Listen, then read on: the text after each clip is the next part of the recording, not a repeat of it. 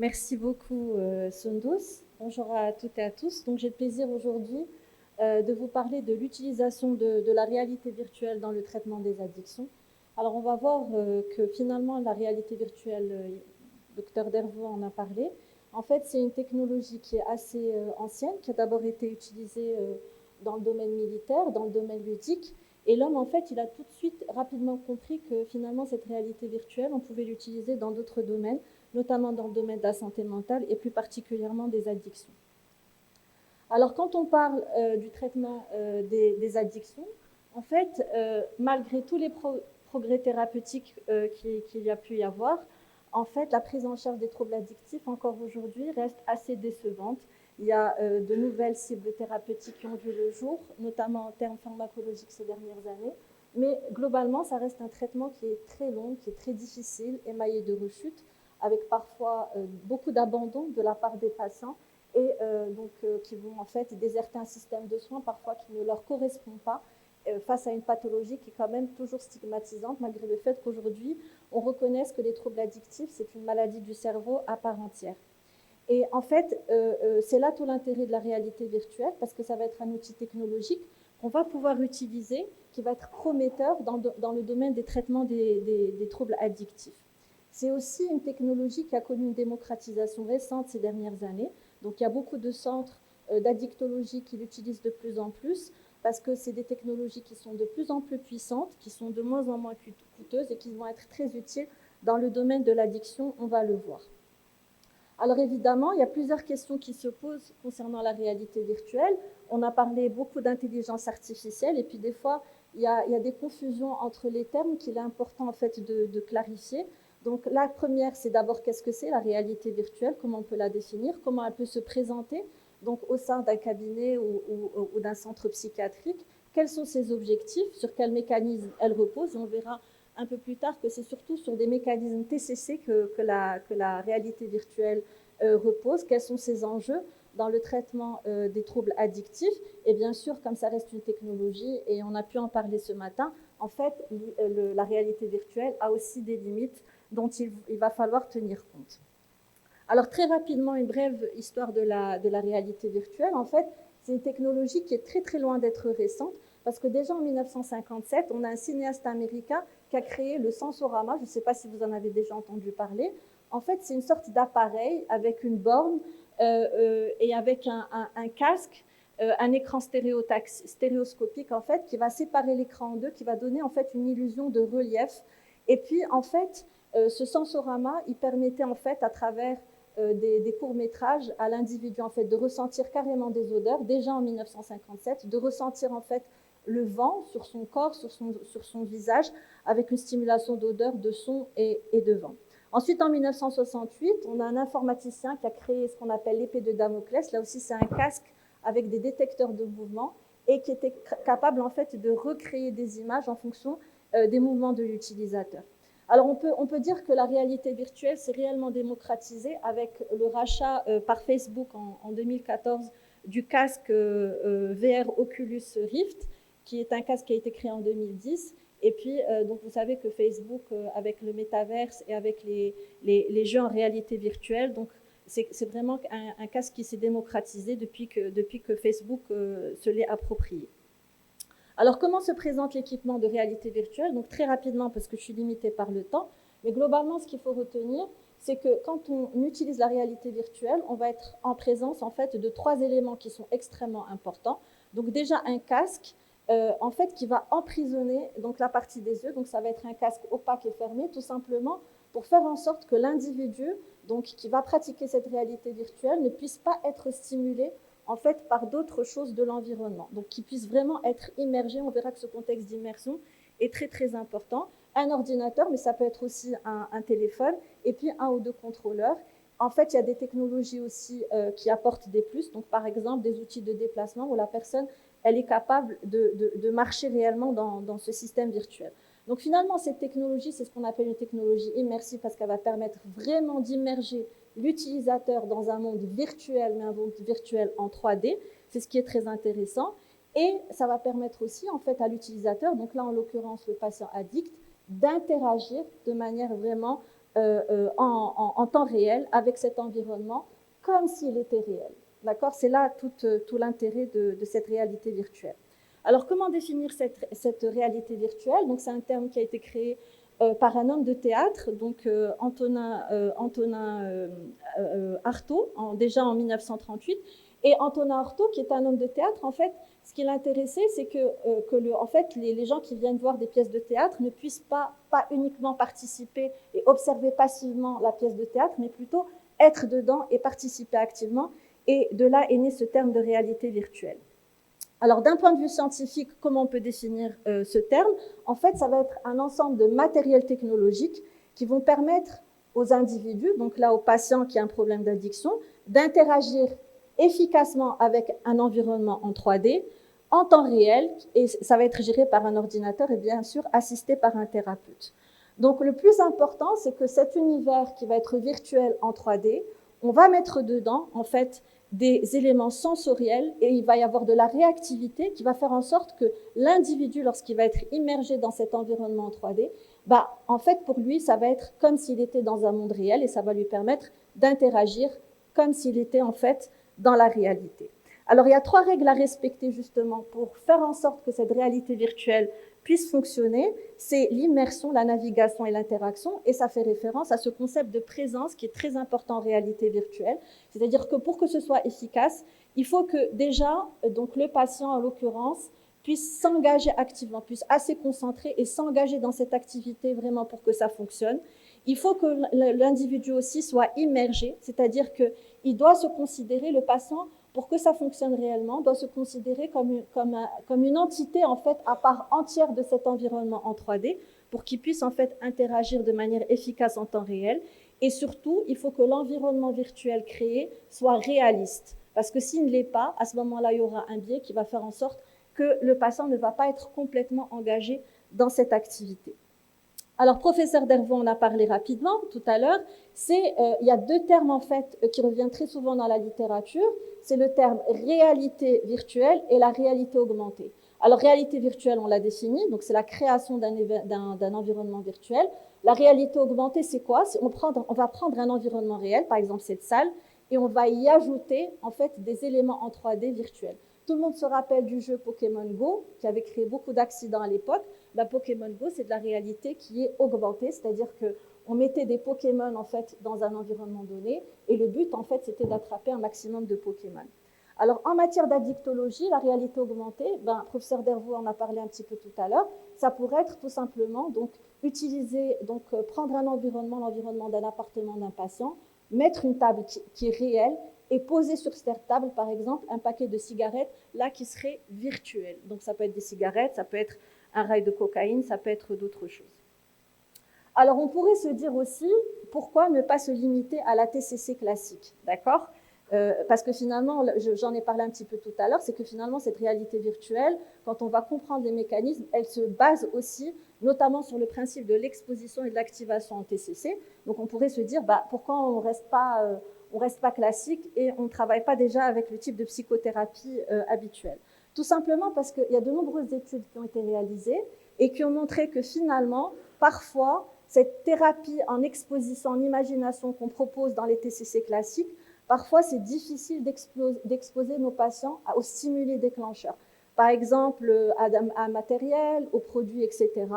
Et puis, il y a aussi cette notion de craving qui est très, très importante quand on prend en charge en TCC nos patients qui ont des problèmes d'addiction. Des fois, le craving, il est très difficile aussi à faire émerger un niveau d'intensité comme ce que peut ressentir en fait le patient quand il est dans la réalité tout simplement. Et puis, il y a un autre aspect qui est quand même important, c'est le côté temps et finance, parce que les psychothérapies, ça reste coûteuse, ça prend du temps, etc. Donc, surtout quand le thérapeute, en fait, il y a la nécessité en fait qu'il accompagne le patient, par exemple, dans certains lieux à risque. Alors, les avantages de la thérapie par exposition à la réalité virtuelle, qu'on appelle la TERV dans le langage courant, par rapport à la thérapie par exposition, c'est que déjà, c'est une approche écologique. Donc, on va immerger le patient dans un milieu virtuel en 3D. On peut le faire dans un bureau. Donc, il y a la confidentialité du bureau qui est très, très importante et qui peut mettre le patient, en fait, à l'aise. il y a aussi la possibilité de graduer les environnements et de faire en sorte que l'exposition, en fait, ce soit une exposition qui va être progressive. Et il y a aussi la possibilité aussi d'enrichir ces environnements virtuels progressivement. Donc ça aussi, c'est très, très important. Il y a aussi la possibilité de répéter une action. Ça, c'est important dans les phénomènes d'exposition. Et on a montré que finalement, les patients, ils adhéraient plus quand il s'agit d'une thérapie par exposition à la réalité virtuelle comparativement à la thérapie par exposition dans une TCC classique, et puis un gain de temps. On a montré également, les études ont montré que finalement les stimuli de consommation étaient beaucoup plus efficaces pour déclencher du craving quand on avait la thérapie par exposition à la réalité virtuelle. Et puis il y a cette histoire d'avatar dont professeur Dervaux en a parlé aussi. Et donc il y a des échanges parfois avec des avatars qui vont permettre d'induire aussi efficacement des envies de consommer de multiples substances. Alors, en fait, ce qui est important de noter, c'est qu'un des avantages de la thérapie par exposition à la réalité virtuelle, c'est que le thérapeute, en fait, qui est présent, qui est un élément important de la prise en charge du patient quand on fait de la réalité virtuelle, ça va lui permettre, en fait, de moduler, en fait, les réactions du patient et de les monitorer, notamment par rapport au craving que peut ressentir, en fait, le patient quand il va être exposé, en fait, à cet environnement virtuel. Et l'efficacité serait comparable ou supérieure à la TCC classique. Bien sûr, selon les études, les résultats ne sont pas identiques. Alors, comment ça fonctionne? En fait, ce qu'il faut garder à l'esprit, c'est que la thérapie par exposition à la réalité virtuelle, en fait, c'est une forme de TCC et elle va fonctionner sur deux principes importants qu'on retrouve dans la TCC, qui sont l'exposition et l'activation. L'activation, c'est en fait encourager le patient à s'engager dans des comportements qui vont avoir un fort impact positif de façon à créer un renforcement positif. Alors, il y a l'exposition stimulus qui est très, très importante, donc en fait, qui fait partie de ce qu'on propose quand on veut pratiquer de la réalité virtuelle dans le domaine des addictions. Donc, qu'est-ce qu'on va faire? On va exposer le patient à un environnement virtuel qui va évoquer une substance addictive, donc selon la substance qui est problématique, là où les substances qui sont problématiques pour les patients, et on va associer cette substance à des situations qui ont été identifiées au préalable par le patient comme étant des situations à haut risque de consommation ou de rechute. En fait, l'idée principale, c'est de coller, que l'environnement que l'on va créer, cet environnement virtuel, en fait, il puisse coller le plus possible aux contextes qui vont déclencher en fait du craving chez le patient. Alors, ce qui va se passer, c'est que quand on va exposer ces patients à ces environnements virtuels qui ressemblent le plus possible, en tout cas l'idée c'est de s'y coller le plus possible aux environnements qui vont déclencher l'envie de consommation et du craving chez les patients, ben le thérapeute va être face à des réponses cognitives, émotionnelles et aussi comportementales identiques à celles qu'il va subir en fait dans les environnements réels. Alors le niveau de craving, quand on va exposer le patient à ces stimuli divers, il va être monitoré régulièrement par le thérapeute et puis il peut être modulé. Et puis le thérapeute, s'il se trouve en fait devant un patient qui va avoir un craving trop important, à ce moment-là, ben, il peut mettre en place, donc là aussi, des scènes qui ont été créées en 3D, des scènes virtuelles, donc de détente, de relaxation, en fait, pour aider le patient à gérer son envie et à moduler en fait son craving pour le surmonter. Donc l'idée, c'est que le patient, en fait, il puisse gérer dans le virtuel avant de gérer dans le réel. Et plus le virtuel va se rapprocher du réel, plus ça fonctionne. Alors, il y a l'aversion. Alors, l'aversion, c'est controversé. Professeur Mus en a parlé ce matin. On connaît tous le médicament Antabuse avec le disulfiram pour l'alcool. Donc, c'est à peu près le même principe. Donc, il y a des centres, en fait, qui utilisent l'aversion dans la réalité virtuelle, mais c'est controversé. C'est tout simplement le fait de créer des environnements où on va montrer les conséquences négatives des addictions, c'est-à-dire montrer, par exemple, des gens qui vont consommer de l'alcool ou d'autres substances psychoactives et qui vont être en train de vomir ou avoir des effets pas très agréables. Donc l'objectif, en fait, c'est de renforcer cette motivation à éviter la consommation, mais là encore, c'est controversé. Alors, la réalité virtuelle peut être aussi utile dans le domaine de la prévention et de la sensibilisation. Donc, aujourd'hui, on est tout à fait capable, en fait, de créer des environnements virtuels en 3D pour simuler, par exemple, à des préadolescents, parce que déjà, quand ils sont déjà adolescents, c'est un peu trop tard, déjà avant l'adolescence, pour les préadolescents, donc peut-être les effets, les conséquences néfastes des substances addictives. Donc ça peut avoir un réel intérêt dans la prévention. Alors il y a aussi l'histoire de l'apprentissage incarné, qui est un concept qui est extrêmement intéressant. C'est le fait, l'apprentissage incarné en TCC, c'est le fait de pouvoir acquérir en fait des habiletés cognitives, mais à l'aide de gestes et des sens. Alors, il y a une étude qui a été faite, notamment, et qui a montré que finalement, quand on avait un environnement virtuel et qu'on avait la possibilité d'écraser de manière répétitive, par exemple, une cigarette, en fait, les résultats ont montré que ça diminuait en fait, l'addiction à la nicotine et que ça permettait d'augmenter le taux d'abstinence. Il y a aussi la restructuration cognitive, parce que la réalité virtuelle, en fait, elle ouvre l'accès et elle permet un accès facile aux émotions, aux pensées permissives qu'on retrouve très facilement dans l'addiction, les croyances dysfonctionnelles des patients qu'il va falloir recorriger. Et donc, ça permet aussi aux patients, à l'aide de son thérapeute bien évidemment, de prendre conscience en fait des divergences entre ce qui est énoncé par le patient et le comportement qu'il a pendant l'exposition et d'en discuter, comme l'a dit professeur Dervaux tout à l'heure. Alors, il y a les phénomènes de détente également. Alors, que dit la littérature concernant l'intérêt de la réalité virtuelle dans le traitement des addictions? Donc, je vais parler d'un certain nombre de substances, notamment concernant le tabac. Donc, il y a une étude qui a été faite d'Éric Malbos. Alors, Éric Malbos, c'est un pionnier en termes de réalité virtuelle qui a énormément écrit sur ça, qui a énormément publié sur ça, et qui a montré qu'en fait, que la thérapie par exposition à la réalité virtuelle est au moins aussi efficace que la TCC traditionnelle en termes de maintien d'abstinence tabagique, du besoin, de réduction du besoin impérieux, donc de la réduction du craving et de la diminution de la dépendance à la nicotine. Il y a aussi un certain nombre d'études qui se sont intéressées à l'alcool, notamment une étude coréenne. Et donc l'étude coréenne, elle s'est plus penchée sur le côté neurobiologique, donc en montrant que finalement, chez les gens qui avaient un trouble lié à l'usage d'alcool, au niveau en fait du pallidum ventral qui fait partie du système limbique, il y avait une dysrégulation et que finalement le fait d'exposer les patients ayant un trouble lié à l'usage d'alcool à la réalité virtuelle, après cette exposition, on a montré que la réalité virtuelle, en fait, elle avait un effet régulateur sur les circuits limbiques. Donc ça aussi, ça pourrait être intéressant. Alors, concernant le cannabis, là aussi, c'est une étude, c'est un essai clinique pilote qui a porté sur 19 participants qui avaient un double diagnostic de troubles mentaux sévères qui étaient associés à l'usage de cannabis. Et on a montré en fait qu'il y avait une réduction quand même significative de la quantité de cannabis consommée. Et on s'en est assuré en mesurant en fait les métabolites du cannabis dans les urines. Alors, j'y vais rapidement parce que je sais qu'à 20, je dois finir. Alors, concernant la cocaïne, là aussi, il y a énormément d'études qui ont été faites, et notamment une étude, en fait, qui a créé 7 scènes virtuelles en 3D, et c'est des scènes, en fait, qui vont illustrer à chaque fois des moments clés de la consommation, soit de cocaïne et de crack, et on a comparé, en fait, les personnes qui étaient exposées à ces situations, à ces scènes en 3D, à d'autres personnes qui avaient un trouble lié à l'usage de cocaïne et de crack, mais qui étaient exposés à des scènes neutres. Donc, c'était un environnement aquatique avec une vie aquatique qui était assez relaxante. Donc, les résultats ont montré que finalement, l'envie, elle varie selon la scène. Ben, évidemment, de manière logique, on s'attend à ce que les personnes qui ont un trouble lié à l'usage de cocaïne, qui étaient exposées aux scènes virtuelles, donc qui illustraient la consommation de cocaïne et de crack, avaient une plus forte envie. Ça, c'est logique.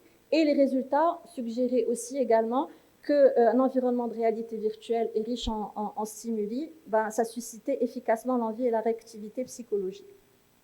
Par rapport à la méthamphétamine également, donc les patients, on a comparé 2 groupes, des patients qui étaient dépendants à la méthamphétamine, qui ont bénéficié de thérapie par exposition à la réalité virtuelle par rapport à d'autres qui avaient le même comportement addictif, mais qui ne bénéficiaient pas par rapport à un groupe témoin. Et là aussi, on a montré qu'il y avait une diminution significative plus importante de l'envie de mettre et d'appréciation de la mettre entre l'évaluation initiale et l'évaluation par la suite qui s'est faite après l'exposition. Alors, la réalité virtuelle, aujourd'hui, il y a énormément d'auteurs qui lui accordent une place extrêmement importante dans la prise en charge des jeux de hasard et d'argent. Donc, elle permettrait en fait de déclencher le craving de jeu et de procéder à ce qu'on appelle le phénomène d'habituation, donc de pouvoir en fait apprendre à gérer son craving jusqu'à extinction dans des situations bien particulières. La réalité virtuelle dans le domaine du jeu du hasard et de l'argent, elle permettrait aussi d'identifier pour les joueurs pathologiques les situations en risque et de pouvoir les gérer. Alors dans les TCA, là aussi c'est hyper intéressant. Il y a un certain nombre, il y a notamment une entreprise qui s'appelle C2Care, donc je ne fais pas de la pub, mais je sais que c'est une entreprise qui s'est beaucoup développée dans le domaine de la réalité virtuelle et qui a mis en place en fait des programmes pour permettre aux personnes qui ont des TCA, notamment on sait que pour l'anorexie mentale, il y a beaucoup de problèmes de dysmorphophobie, donc des scènes où les personnes en fait elles pouvaient améliorer des scènes qui, après exposition, où on pouvait améliorer l'estimation corporelle et on réduisait en fait avec l'exposition à la réalité virtuelle l'anxiété. J'ai fini. Alors les effets indésirables, il y a la cybercinétose très rapidement. La cybercinétose, c'est tout simplement quand on est exposé, ou bien ça peut être parfois à distance quand les expositions elles sont très rapprochées. Donc c'est nausées, vomissements, vertiges, etc. Les experts préconisent de ne pas dépasser 20 minutes. Bon, il y a aussi quelque chose d'important parce qu'on pourrait se demander est-ce que la réalité virtuelle peut engendrer une addiction. Pour l'instant, ce n'est pas confirmé, on n'a pas suffisamment de recul. Alors les contre-indications, c'est les enfants parce que le cristallin, il ne permet pas de filtrer la lumière bleue, donc c'est contre-indiqué chez les enfants de moins de 4 ans, les gens épileptiques, les patients avec un délire en poussée, et puis les femmes enceintes parce qu'on n'a pas suffisamment de recul. Donc les limites, elle en a, elle ne remplacera jamais l'homme, je termine sur ça. Alors le déroulement des séances, c'est tout simplement une hospitalisation, une première semaine de sevrage. Ensuite, la seconde semaine, c'est en fait des ateliers avec un entraînement aux compétences psychosociales, des groupes psychoéducatifs, pardon. Et la troisième semaine, c'est à partir de la troisième semaine qu'on commence en fait les séances de réalité virtuelle et on va mettre 3 à 4 séances d'une durée de 30 à 60 minutes, bien sûr qui vont coller le plus en fait à ce que vit le patient dans sa réalité, à sa problématique addictive. On va évaluer bien sûr le craving de manière régulière et puis à la fin de cette semaine, on va envoyer le patient au week-end de façon à ce qu'il puisse en fait expérimenter dans la réalité ce qu'il a expérimenté dans le monde virtuel et ensuite on a des séances d'entretien. Voilà, je termine par le fait que ça rejoint un petit peu les conclusions de ce matin, que la réalité virtuelle, elle est prometteuse, évidemment, mais il y a encore quand même un recul qui est insuffisant. La véritable force, si je puis dire, de la réalité virtuelle, c'est qu'on peut l'intégrer dans ce qu'on fait déjà. Et ça, je trouve que c'est hyper pertinent, parce qu'on peut tout à fait l'intégrer avec nos approches thérapeutiques habituelles. Bien sûr, elle ne remplacera pas le praticien, mais elle vient l'assister. Professeur Amouri en a parlé tout à l'heure. Et puis la grande force de cette technologie, c'est que les possibilités sont quasiment infinies. Voilà, je vous remercie pour votre attention.